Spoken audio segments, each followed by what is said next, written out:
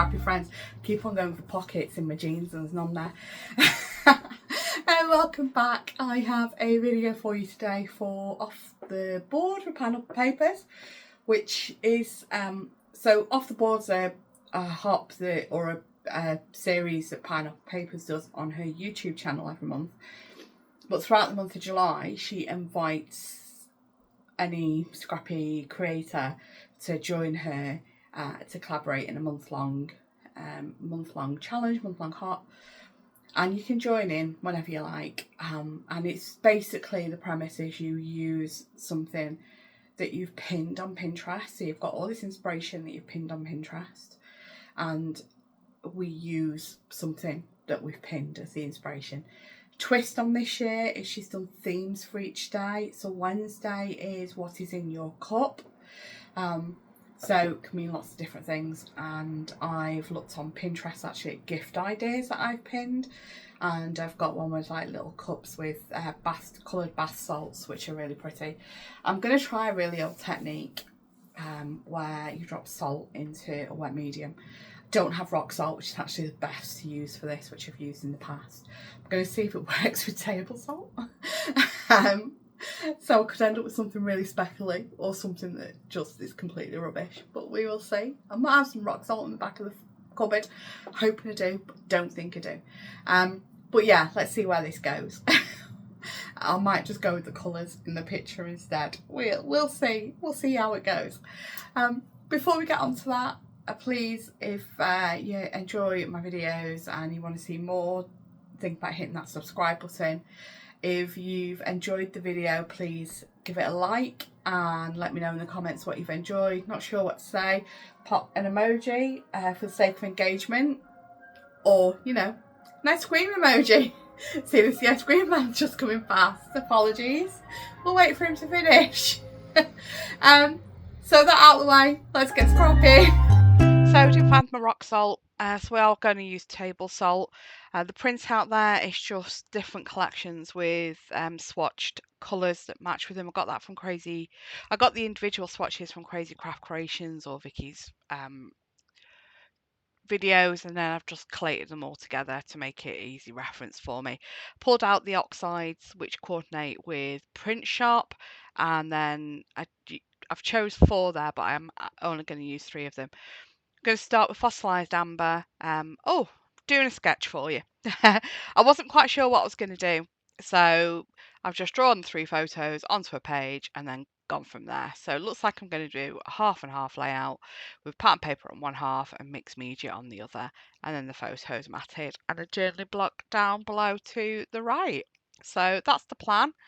I'm just going to start with the fossilised amber, get it nice and wet and drippy down the page, sprinkle some salt on. Now, I did dry this with the heat gun. I think you'll see later that the effect is much better with the one that I left overnight drying naturally. Didn't need to be overnight, just happened to be what I did. And you can see some speckles there in the ink, so it has worked. And yeah, not as great as it would if I'd used rock salt or let it dry naturally, but it has worked and I'm happy with the results. It's also as well stuck to the page where the water's dried in the where it's dripped down the page. So I kind of like that because it's adding a bit of texture to the page. I do give it a really good scrape. I've got as much off as is coming. You can see there. And you can see with the salt that's pulled off as well that some of it has, got the colour of the ink as well. So that's where it's soaked up the water from the page, the medium from the page. That was peeled paint and this is now chipped sapphire. And yeah, this is the one that I just leave to dry whilst I went and played City Skylines. So I went and played on my computer for a bit. I might have even edited a video. So I just sprinkled some more salt on that and walked away and left it to dry. But then come back the next morning, giving that all a good wipe off. You can see the blue salt there. That actually would be great in a shaker or something. And then I've got big spots on that one of white where I have lifted it up. So to size the media on this, mixed media on this is going to be in layers. So I'm getting stencils out. I did pull out print shop stencils from my box of stencils there, and I'm going to do the 3-layered stencil. So start with the fossilized amber with the big circles from this one. And you can, this, I love this stencil just using this one on its own with the big circles. So there was fossilized amber, and then the second layer is going to be with the peeled paint. I do have like a junk journal thing off to the side where I clean these off onto the pages. Not that I'm ever going to use a junk journal. I might just tear the pages up for like backgrounds and things on other layouts and layers and matting and stuff. And then the chip sapphire for the flowers. You notice as well with the stenciling, I haven't done every single piece. I've just done random bits. This is where I go wrong.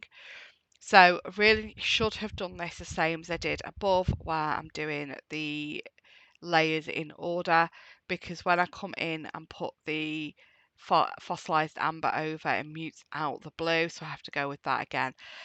Also as well, because these are distress inks, so they blend, I'm kind of pouncing when I go on with the next layer, which you notice there I did with the chip sapphire, pouncing the ink on, trying not to blend it in too much. So here with the peeled paint, I have just done a few which aren't over the flower, just to, with the different layers of the stenciling giving different effects there. So I am getting out this Discover and Create kind of mark making background stencil, and once I have matted the photos, I'll do a little bit more with that.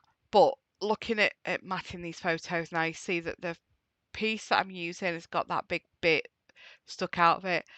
So I thought, you know what, it doesn't matter I'm using this, I am going to layer some embellishments, like some tags or labels or something in that hole that is missing.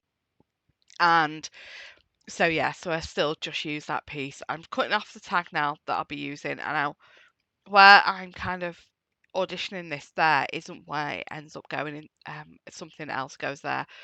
So just popping that back off to the side and looking for another layer. So I liked this being the two colours of the branding strip as well as the paper. I didn't want to use the green because the other green is already a layer there.